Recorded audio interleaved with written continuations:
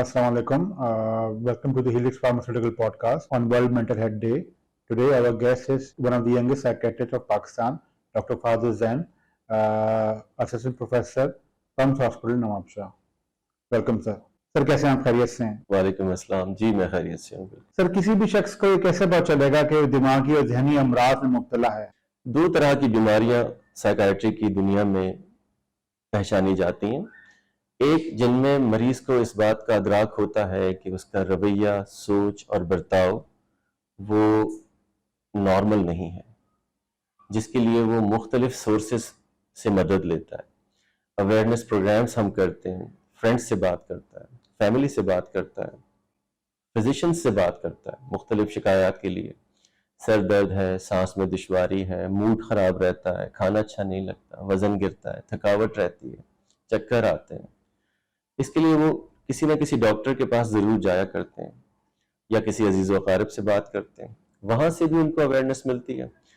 Plus दूसरी जो group है बीमारियों का जिसमें मरीज़ को अदराक नहीं रहता, जिन्हें हम कहते हैं साइकोसिस, तो उसमें फिर मरीज़ को आइडेंटिफाई करती है सोसाइटी और फिर वो डॉक्टर के पास उसको लाया जाता है, साइकाइट्रिस्ट के पास, और इस तरह उसको इलाज के थ्रू आहिस्ता आहिस्ता अदराक दिलाया जाता है। जब वो ठीक हो जाता है तो उससे पूरी तरह से अवेयरनेस आ जाती है। सर, अगर हमें ये पता चले कि हमारे रिश्तेदारों में या मिलने वालों में कोई जहनी या दिमागी अमराज में मुब्तला है, तो हमें उसकी किस तरह हेल्प करनी चाहिए सर? अगर हमें ये पता चले कि किसी को जहनी मदद की ज़रूरत है, सबसे जो कॉमन और वर्केबल प्रैक्टिकल जो रास्ता है वो है बात करनी चाहिए। फिर इस बात का अदराक हो जाता है कि मरीज़ अपने सेंसेस में, अपने हवास में किस कदर दर्जे पर है। जैसे मैंने पिछले सवाल के जवाब में बताया कि बीमारियों का एक ग्रुप है जिसमें मरीज़ को एहसास नहीं होता कि उसकी वजह से क्या दुश्वारियां लोगों को उठानी पड़ रही हैं। एक हम टर्म इस्तेमाल करते हैं अनमैनेजेबल एट होम, कि मरीज़ मैनेज के काबिल नहीं रहता। तो ऐसे में तो मरीज़ को बहुत ज़्यादा फिजिकल और थ्रू टॉक्स और through the use of the society sources मरीज़ को डॉक्टर्स तक लाया जाता है।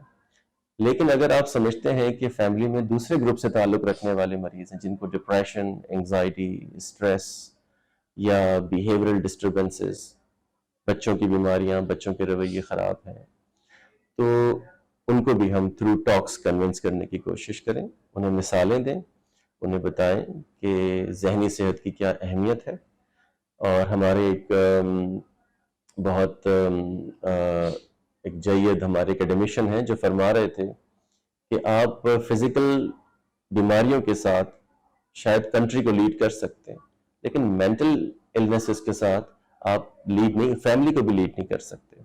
तो मेंटल हेल्थ की इतनी इंपॉर्टेंस है। सर, पाकिस्तान में दिमागी और जहनी अमराज में मुब्तला जो मरीज हैं उनकी बढ़ने की क्या वजूहात हैं सर? एक तो जो इजाफा देखने में आता है वो नेचुरल अकरेंस ऑफ जेनेटिक्स, जीनियाती तौर पर जो चीज़ें मुंतकिल होती हैं, उसके फिर अलग डायनामिक्स हैं। जेनेटिक जो हमारे यहाँ जो कल्चरल वेज ऑफ मैरिजेस हैं और दीगर चीज़ें हैं, फिर सोशो इकोनॉमिक कंडीशंस हैं, मेल न्यूट्रिशंस हैं, इन्फेक्शंस हैं, जिसकी वजह से जेनेटिक लोडिंग आ जाती है। लेकिन दूसरा जो मैं देख रहा हूँ जो कंट्रोलेबल है वो है अनहेल्दी एटीट्यूड्स। आदतों में शदीद खराबियां पैदा हो रही हैं और इसका हमें एहसास नहीं हो रहा। हम उन आदतों के गर्विदा होते जा रहे हैं। मिसाल के तौर पर एक्सेसिव यूज ऑफ टेक्नोलॉजी। हमें ये तो पता है कि मोबाइल से हम जिसको चाहे राब्ता कर सकते हैं, लेकिन हम ये भी सोचें कि मोबाइल की वजह से हमने कितने दिनों से दोस्तों को विजिट नहीं किया, जस्ट बिकॉज कि वो सोशल मीडिया पे अवेलेबल है या एक नंबर दबाएं और उनसे बात कर लें। इनफैक्ट एक बहुत बड़ा चेंज आ रहा है कि on the basis of relying on such technologies families split कर रही हैं, बच्चे मुल्क छोड़ रहे हैं और दिलासा ये है कि जी हम थ्रू मीडिया आपसे राब्ते में रहेंगे। वो राब्ता नहीं है। इनफैक्ट उन बच्चों के जाने पर या फैमिली के स्प्लिट होने पर भी साइकियाट्रिस्ट को गहरी तशवीश है, वो उस पर भी काम कर रहे हैं कि ऐसा क्यों है। और इस तरह के जो मसाइल हैं ये ज़्यादा डेवस्टेटिंग है। जेनेटिक इश्यूज को तो हम एड्रेस कर जाते हैं, अनहेल्दी एटीट्यूड्स जो हैं उनको कन्विंस करना, ان کو مثالیں دینا بہت مشکل کام ہے، کیونکہ یہ اتنا ایڈکٹنگ ہے، اتنا کیپٹیویٹنگ ورلڈ ہے کہ جہاں سے ان کو نکال کے ڈریگ کر کے اکیڈمک سمجھانا، میرا خیال ہے اس کے لیے ہمیں پرزور قسم کی اویئرنیس کمپینز کرنے کی ہمیں جستجو کرنی چاہیے. سر مینٹل النس کیا قابل علاج مرض ہے؟ بالکل قابل علاج ہے. بہت سی ایڈوانس ٹیکنالوجیز نے پچھلے 50 سالوں میں اس چیلنج کو آڑے ہاتھوں نمٹا ہے، اس سے آہنی ہاتھوں سے نمٹا ہے. میں تو کہوں گا کہ جتنے بھی مینٹل ایشوز آ رہے ہیں ان کے ٹھیک ہونے کے بہت اچھے ریشیوز ہیں. اور اگر آپ ٹھیک دوائی، ٹھیک فیملی سپورٹ اور ٹھیک تھراپیز دیں، گفتگو کے جو تھراپیوٹک ویز ہیں، تو اس بات میں کوئی دو رائے نہیں کہ مریض 100% اپنی زندگی میں واپس آ جاتے ہیں. سر دماغی امراض میں مبتلا جو مریض ہیں ان کی کاؤنسلنگ کتنی ضروری ہے سر؟ جی، کاؤنسلنگ نے ہمیشہ اپنے آپ کو پروو کیا ہے کہ وہ ایک زبردست مددگار ہے. بات کرنا آج کے دور میں ویسے بھی تھراپیوٹک ہے. آپ نے نوٹ کیا ہوگا کہ بہت سے لوگ آپ سے روزمرہ کی زندگی میں مل کر اپنی دشواریوں کا اظہار کرتے ہیں، لیکن ایک کامن مسٹیک جو ہم سمپتھی میں جا کے کر دیتے ہیں کہ ہم ان کی بات سننے کے بعد ان سے ہمدردی کرتے ہیں، ہم انہیں مشورے دیتے ہیں، ہم انہیں مختلف راستے بتاتے ہیں.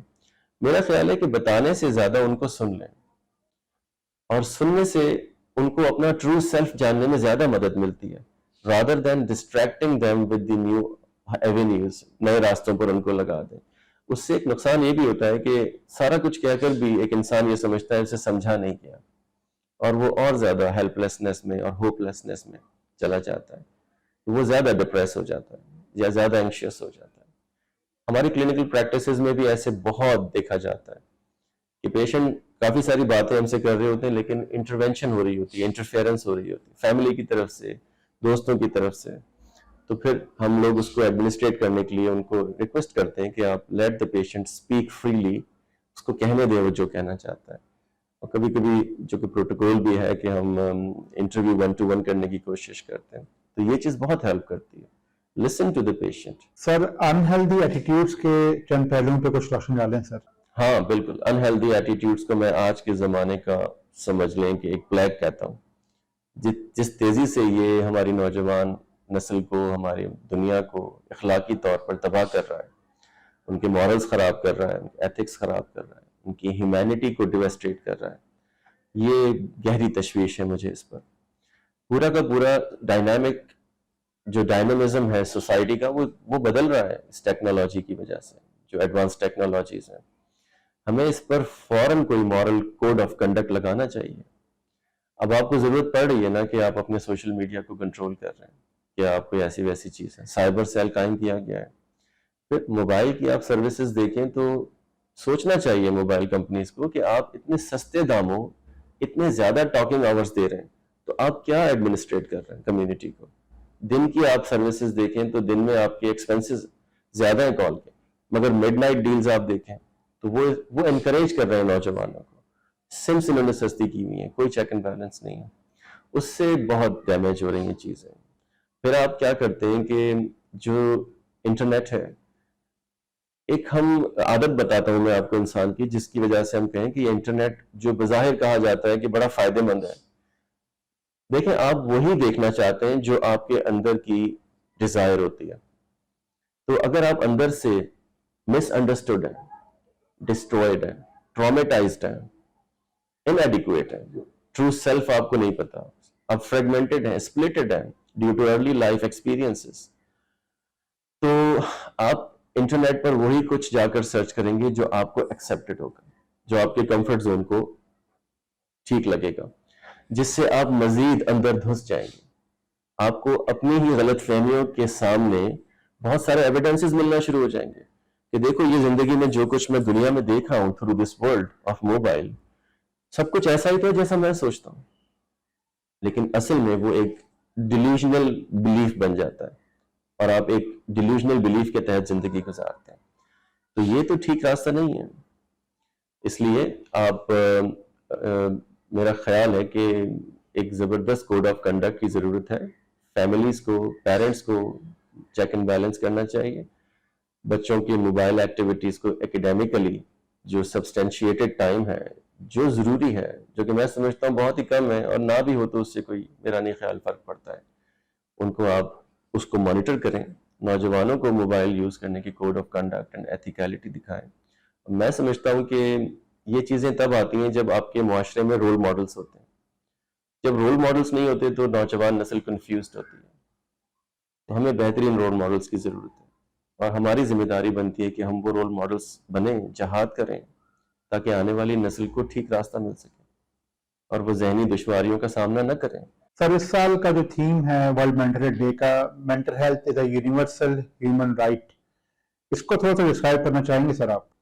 میں اس کو بھی ڈائریکٹ کروں گا اس طرح سے کہ مینٹل ہیلتھ ضروری نہیں ہے کہ ایک ذہنی بیمار کے لیے ہو. مینٹل ہیلتھ ان لوگوں کے لیے بھی ہے کہ جو کہ بہرحال ٹھیک ہیں، جو کام کر رہے ہیں، جن کی لائف چل رہی ہے. لیکن آپ اس پہ غور کریں کہ لوگوں کے اندر ایگزاسشن ہے جو مینٹل النس کے طور پہ سامنے نہیں آتی، وہ ایگزاسشن چلتی رہتی ہے. اسٹریس اور کوپنگ میکانزمس لوگوں کے حالات سے نمٹنے اور حالات کا سامنا کرنے کی جو صلاحیت ہے انسان کی، وہ متاثر ہو جاتی ہے. اور نہیں لوگ مینٹل النس کا شکار ہوتے، تو کیا ان کا حق نہیں ہے کہ ان کے لیے بھی کوئی راستہ نکالا جائے؟ پھر ہمارے یہاں نوجوان جو بچے ہیں، ایکچولی جو چائلڈہڈ ہے، چائلڈہڈ میں جو پیرنٹنگ سٹائلز ہیں اس پر بہت کام ہونا چاہیے. ایجوکیشن کو بہت سسٹمیٹائزڈ ہونا چاہیے، کیونکہ یہ ہمارا کارنر سٹون ہے. پوری شخصیت آپ کی ارلی لائف پر کھڑی ہوتی ہے. اور میں دیکھ رہا ہوں کہ بہت سے ایڈلٹہڈ کے مسئلے، ان کی جو بیس ہے وہ چائلڈہڈ ٹراما کے اوپر بیس کرتی ہے. انگزائٹی 5 سال 6 سال کی عمر کے بچوں کو زبردست کلینکلی سگنیفیکنٹ انگزائٹی ہو رہی ہے. 9 سال 10 سال کے بچوں کو کلینکلی سگنیفیکنٹ ڈپریسو سمٹمز ہیں. لیٹ الون کے جو جینیٹک ڈس آرڈرس ہیں وہ تو الگ ہیں. اسٹریس میں بچے ہیں. آپ کو میں ایک ایگزامپل دوں کہ ایک اسکول کی بچی میرے پاس آئی mixed anxiety and depressive symptoms کے ساتھ. تو پتہ چلا اس 13-14 سال کی بچی کو اسکول میں ہوم ورک نہ کرنے پر اچھی خاصی مار پڑی. تو ہوم ورک نہ کرنے کی وجوہات میں جب میں گیا تو مجھے پتا چلا کہ اس کی کنسنٹریشن کافی عرصے سے خراب رہی ہے، اور کنسنٹریشن کو جب ڈگ آؤٹ کیا گیا تو پتا چلا اس کو ڈپریشن ہے. لیکن جو اس کو مار پڑتی ہے اسکول میں، اور پھر گھر آ کے وہ کسی سے بات نہیں کرتی because of the shame and stigma and the pressure that usually ایک یوتھ کو پڑھنے کے لیے جو گھروں سے ملتا ہے، تو وہ بات نہ کر سکی کسی سے اور سفر کرتی رہی انٹل انلیس کہ ایک سائکیٹرسٹ نے انٹروین کیا. تو چائلڈہڈ پہ، پیرنٹنگ سٹائل پہ ینگ لوگوں کو ماڈل دیں آپ معاشرے کے اندر سے نکال کے. اور پھر سب سے امپورٹنٹ بھی میں بات کروں، اولڈ ایج جیریاٹرک جو پاپولیشن ہے وہ نیگلیکٹ ہو رہے ہیں. اپیرنٹلی بڑا ساؤنڈ نظر آتے ہیں، خوش نظر آتے ہیں، لیکن جب ان کی مینٹل ہیلتھ کو، فزیکل ہیلتھ کو دیکھا جاتا ہے تو بہت کچھ ہے جو کیا جانا چاہیے ان کے لیے بھی، وہ نیگلیکٹ ہو رہا ہے. تو یونیورسل رائٹ ان سب لوگوں کے لیے ہے کہ جو بیمار ہیں یا جو بیماری کے راستوں پر ہیں، جن کو میں انہیلدی ایٹیٹیوڈز کہہ رہا ہوں. Thank you very much, sir, for giving your important time on World Mental Health Day awareness session. Thanks a lot. Thank you very much, Tilal, and I'd like to extend my gratitude آپ کی company کو، helix pharma کو.